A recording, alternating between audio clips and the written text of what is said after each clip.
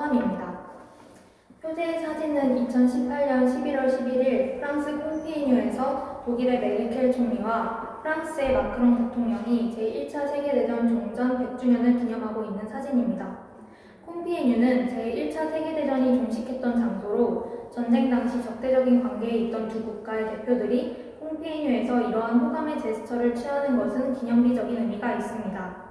유럽 내에서 큰 위치를 차지하고 있는 만큼 이날 두 대표는 두 국가 간의 관계를 넘어서 유럽 및 세계의 평화를 다짐했습니다.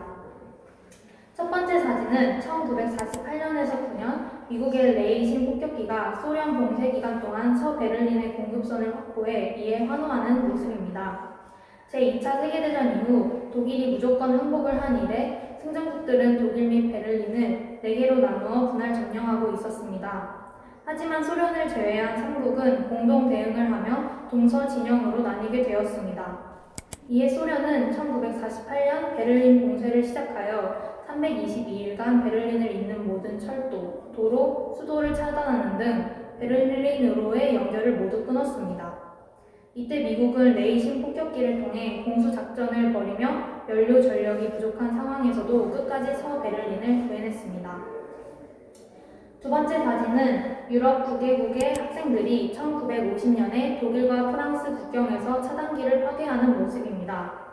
1950년 8월 9개국에서 모인 학생들이 프랑스와 독일 국경에 모여 정치적으로 통합된 유럽, 즉 통합된 유럽 의회와 정부 선출을 요구하였습니다.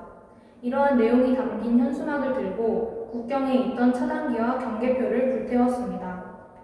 당시 1950년은 시황선언과 같이 유럽 연방을 향한 발걸음이 보이기 시작하던 시기였으며 이러한 유럽 국가 내에서 서로에 대한 호감은 현재의 유럽연합이라는 긴밀한 관계를 맺는 데 이바지했습니다. 세 번째 사진은 1979년 소련과 동독의 국가 수반이자 당 대표인 에리 호네커와 레오니드 브레즈네프 사이의 일명 사회주의 형제 키스 장면입니다. 사회주의 형제 키스는 일종의 환영 인사 혹은 둘 사이의 특별한 의견 일치를 상징적으로 나타내는 행위인데 사회주의 체제하에 동독과 소련의 대표들은 이러한 방식으로 그들의 상대 국가에 대한 호감을 표시했습니다. 이 사진은 유명세를 타며 베를린 장벽을 따라 여러 예술 작품들을 그려놓은 베를린의 이스트사이드 갤러리의 가장 유명한 그림 중 하나로 남게 되었습니다. 네 번째 사진은 1990년 헬무트 콜 서독 총리, 미하일 고르바초프 소련 공산당 서기장, 한스 디트리히 게처 서독 외무장관이 담소를 나누는 장면입니다. 당시 통일을 위한 소련의 지지를 얻기 위해 콜 총리와 겐셔 외무장관은 고르바초프 당수에 대한 호감을 여러 방식으로 표현해 왔으며 이 사진에서는 특히나 소련과의 관계를 잘 이어가도록 해준 회담의 모습을 포착되었습니다. 실제로 회담이 성사된 지 3개월이 채 되지 않은 시점에서 독일은 통일을 이룩하게 되었습니다. 다섯 번째 사진은 2010년에 독일 도시 민스터의 슐러 김나지움과 폴란드 르블린의 제1고등학교가 제휴를 맺은 모습입니다. 각 학교의 학생들은 교환학생과 같은 개념으로 상대 학교에서 수업을 이수할 수 있는 기회를 얻게 됩니다.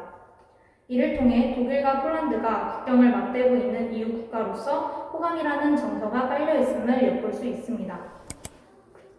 마지막 사진은 1987년 유럽연합 프로그램인 에라스무스의 팜플렛으로 유럽의 학생 및 견습생을 위한 해외 체류를 지원한다는 내용을 담고 있습니다. 프로그램의 이름은 네덜란드의 신학자 데시데리우스 에라스무스에서 따왔고 에라스무스 프로그램은 유럽연합에 속한 나라들 사이의 교환학생 프로그램입니다. 에라스무스는 유럽연합국들 사이의 호감을 보여주는 사례라고 할 수 있습니다.